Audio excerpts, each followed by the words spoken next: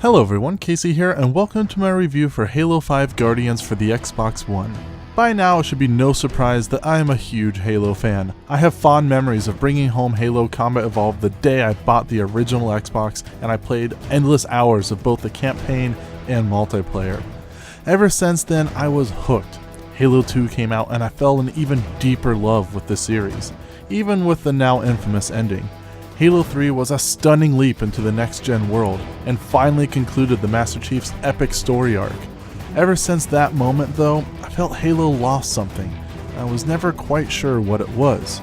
Move on to Halo Reach and suddenly the game no longer felt like what I recognized as Halo. Then when Bungie passed the reins over to 343 Industries and they released Halo 4, I felt like Halo was now just a name and no longer the same game at all. While I enjoyed the living hell out of the campaign in Halo 4, I just could never get behind the multiplayer in it. So where does all this rambling lead to, you may ask? Halo 5 Guardians. For the first time since Halo 3, the gameplay in Halo just feels so good. It feels right. Halo 5 Guardians, while still changing a few elements to the gameplay, manages to recapture the fast, tight shooter that I fell in love with so many years ago. Even with the controversial Smart Link, or I guess better known as Iron Sight system, implemented into the game, it still feels proper. The new armor abilities, or rather Spartan abilities, are also a welcome change in pace. Players are now able to charge through walls when running at full speed, along with charging at enemies to release a devastating melee attack. Even more subtle abilities add to the experience as a whole now, such as being able to grab onto ledges when your jump isn't quite high enough, or dash left and right to get out of the way of moving vehicles and rockets. And of course, there's the big new ability, the Ground Slam. Players can press and hold the right bumper down while airborne to target an enemy down below them, and then come slamming down on top of them like a meteor. Now, I'll be completely honest, when I was first reading and hearing about this new feature, I was a bit concerned. I was worried that it would devolve the Halo community into a bunch of morons just constantly trying to get the upper hand on each other to try and slam one another. But in practice, I'm glad to say I was wrong. The Ground Slam is a rather difficult move to pull off and only works properly in a few rare occasions that may or may not only happen at most once or twice in a match. So in all, Halo 5, while changing a lot of things to the basic controls, it's still the best Halo has felt in a very long time. Finally, Halo manages to feel both modern and classic at the same time, a fantastic blend of traditional Halo and modern shooters. Moving on to the campaign now, Halo to me has always held a special place in my heart due to the campaign. I mean, the storytelling in Halo was always so rich in the series. Massive ancient worlds, deadly evils and alien races, superpowered soldiers and near human level AI.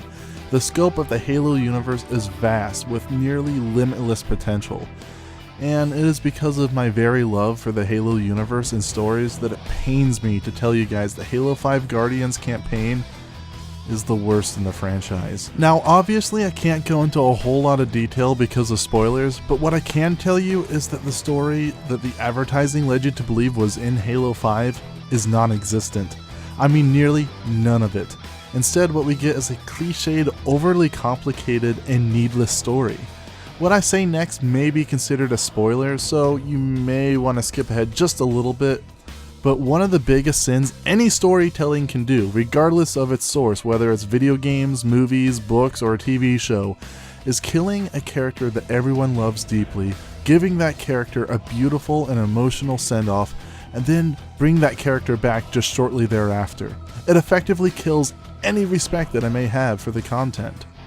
Those of you who have beaten Halo 5 will know exactly what I mean, and those of you who have yet to play will find out shortly.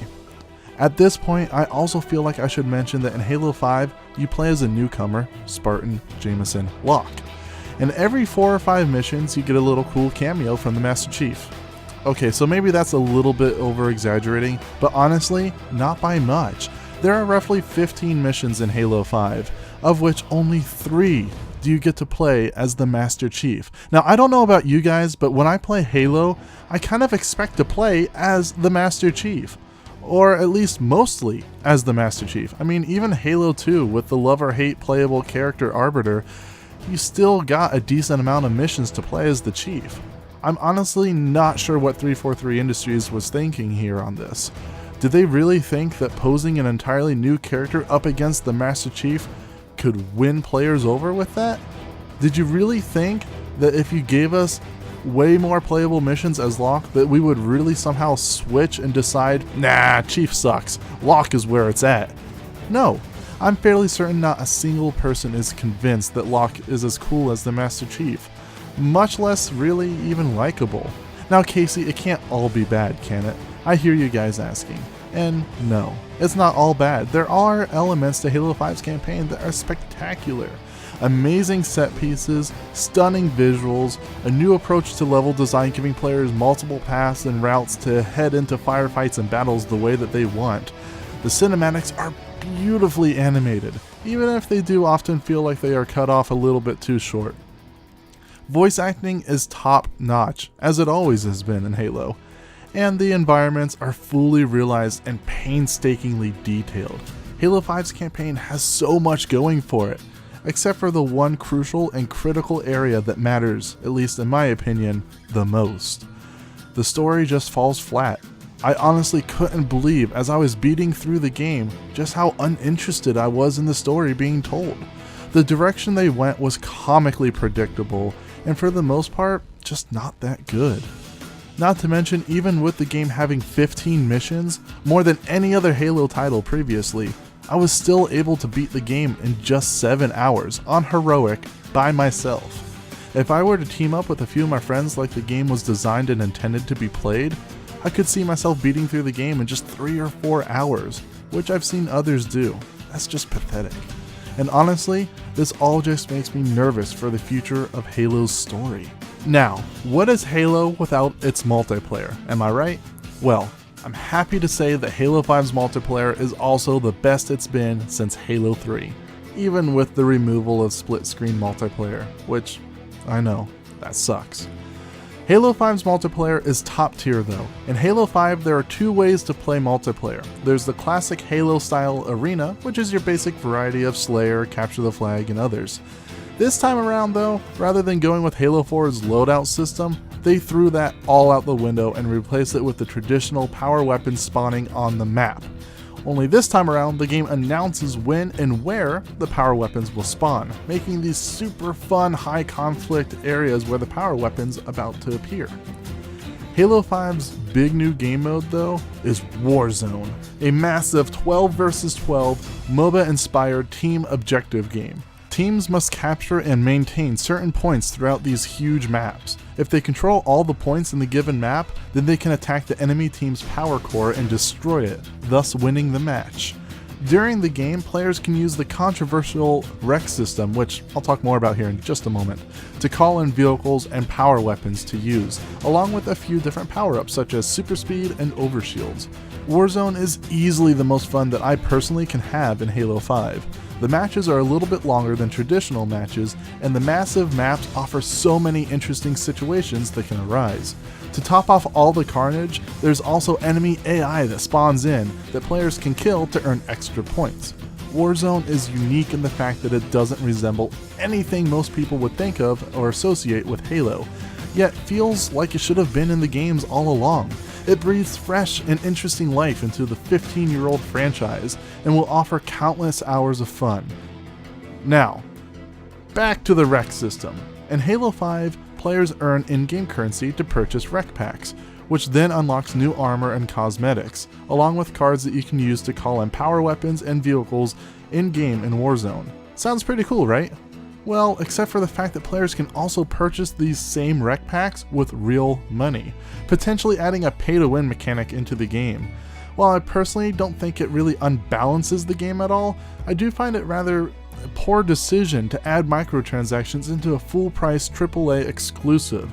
It just makes the whole thing feel off. But that's just my opinion. It doesn't necessarily take away from the experience, but it sure as hell doesn't enrich or add anything to it either. So all in all, Halo 5 Guardians is a bit of a mixed bag. The gameplay has never been better. The campaign, while offering jaw-dropping set pieces, is unfortunately lackluster. And the multiplayer is excellent, even if it has microtransactions.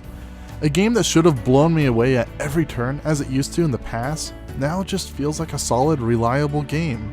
That's why my final score for Halo 5 Guardians is a 7 out of 10, an above average game, if not only thanks to its multiplayer nowadays. If you were waiting to get an Xbox One just for Halo, I still don't recommend you get one just for this particular installment. But if you already have an Xbox One, I would recommend Halo 5 to you. Well, I hope you guys enjoyed my review for Halo 5 Guardians, and if you did, please be sure to click that thumbs up button and subscribe to stay up to date with our latest videos and reviews. Well, until next time guys.